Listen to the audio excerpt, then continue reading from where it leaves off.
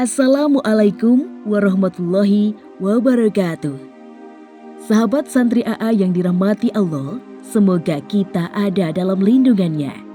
Perang antara Jepang dan sekutu sudah usai.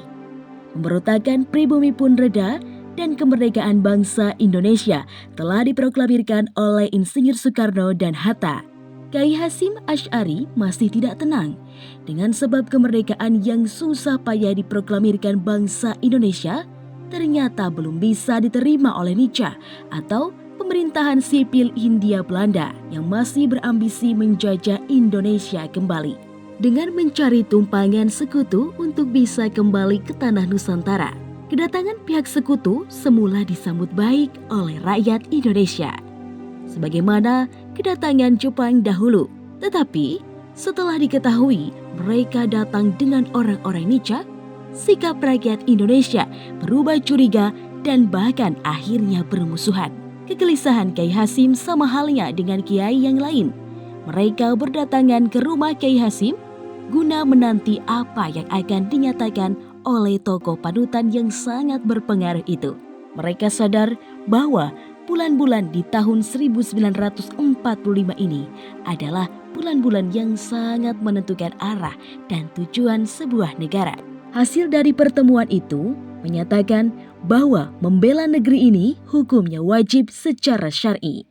Belanda memang fasih menjalankan politik propaganda dan adu domba yang mengeluarkan jurus adu domba dan fitnah-fitnahan. Mereka sebenarnya mengetahui bahwa kedaulatan Indonesia sudah sepenuhnya di tangan bangsa Indonesia dan mereka seakan tidak terima bila bendera merah putih sebagai bendera kesatuan Republik Indonesia ditetapkan secara resmi oleh pemerintahan Republik Indonesia untuk berkibar pada tanggal 2 September 1945 di seluruh wilayah Indonesia.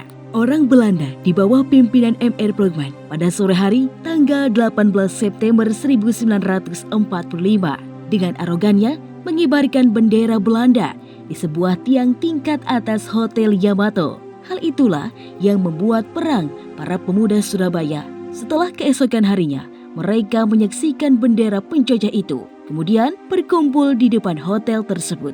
Jenderal Sudirman yang merupakan pejuang dan diplomat yang menjabat wakil residen Surabaya datang melewati kerumunan massa lalu masuk ke dalam Hotel Yamato. Sebagai perwakilan Republik Indonesia, dia berunding dengan M.R. Ploegman dan kawannya agar bendera berwarna merah putih biru diturunkan. Namun, mereka menolak. Hal tersebut menjadikan perundingan berlangsung panas sampai terjadinya perkelahian dan terbunuhnya M.R. Ploegman. Pemuda Surabaya berhasil menurunkan bendera Belanda dan merobek bagian birunya, mengingat negeri kembali dalam keadaan genting. Sehingga pada tanggal 21 sampai 22 Oktober 1945, Kyai Hasyim mengundang para ulama dan konsul-konsul Nahdlatul Ulama se-Jawa Madura. Mereka berkumpul untuk mengambil langkah-langkah yang diperlukan. Maka datanglah banyak kiai dari segala lapisan masyarakat. Mereka membahas status hukum negara kesatuan Republik Indonesia. Setelah dibahas darurat selama 2 hari dengan pimpinan sidang yaitu Kyai Wahab Hasbuloh, diambillah titik temu dengan berpedoman pada sumber-sumber hukum-hukum Islam. Peserta musyawarah sepakat bahwa kemerdekaan negara Indonesia adalah sah secara fikih. Karena itu, umat Islam wajib berjihad untuk mempertahankannya. Untuk merespon sikap sekutu yang arogan dan kembali ingin menjajah bangsa Indonesia, Kyai Hasyim atas nama pengurus besar Nahdlatul Ulama menfatwakan seruan jihad fisabilillah kepada setiap muslim untuk mempertahankan kemerdekaan sampai titik darah penghabisan. Serangan demi serangan awalnya kecil, di kemudian hari berubah menjadi serangan umum, banyak memakan korban jiwa di kedua belah pihak, hingga akhirnya Jenderal Houghton meminta bantuan Presiden Soekarno untuk meredam situasi. Meskipun gencatan senjata ditandatangani pada tanggal 29 Oktober 1945, tetap saja terjadi bentrokan antara tentara Inggris dan rakyat Indonesia yang menyebabkan terbunuhnya Jenderal Malabi. Hal itu membuat pihak Inggris sangat marah.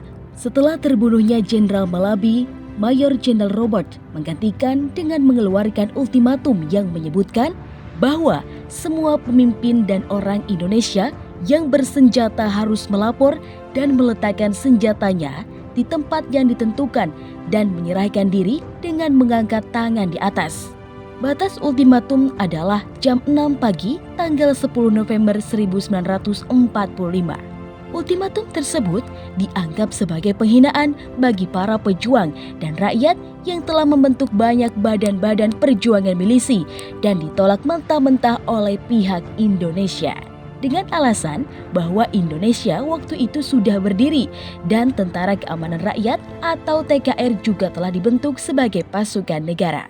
Imbasnya, tanggal 10 November 1945, Inggris tiba-tiba meluncurkan serangan berskala besar yang diawali dengan pemboman udara ke gedung pemerintahan Surabaya dan mengeluarkan sekitar 30.000 infanteri, sejumlah pesawat terbang, dan kapal perang. Inggris kemudian membombardir kota Surabaya dengan meriam dari laut dan darat. Dengan serangan di pagi-pagi yang buta, mereka berharap pribumi akan takluk, tetapi itu tidak terjadi. Bersamaan dengan ancaman itu, ketika matahari beranjak naik, Bung Tomo sebagai tokoh anak muda Surabaya, ketika fatwa jihad dari Kiai Hasim dan Nahdlatul Ulama sudah di tangannya, langsung naik ke podium di depan kantor Hizbullah Surabaya dan menggelorakan semangat dengan berpidato yang disiarkan oleh banyak siaran radio termasuk RRI. Maka pada hari itu juga, ketika matahari di langit begitu panasnya, perang besar-besaran terjadi di Surabaya. Tokoh-tokoh agama seperti Kiai Hasim dan Kiai Wahab Hasbullah mengerahkan semua santri dan masyarakat sipil sebagai misi perlawanan. Tentara Inggris membombardir kota di dekat pelabuhan Tanjung Perak berhadapan dengan arek-arek Surabaya yang hanya bersenjata senapan, pistol, dan bambu runcing. Ratusan pemuda dan santri Kiai Hasim gugur sebagai syuhada. Bung Tomo tidak lelah dan tidak hentinya meneriakkan kalimat takbir yang dipancarluaskan lewat radio RRI Surabaya. Sekian, terima kasih telah menonton. Jangan lupa like, comment, and subscribe. Wassalamualaikum warahmatullahi wabarakatuh.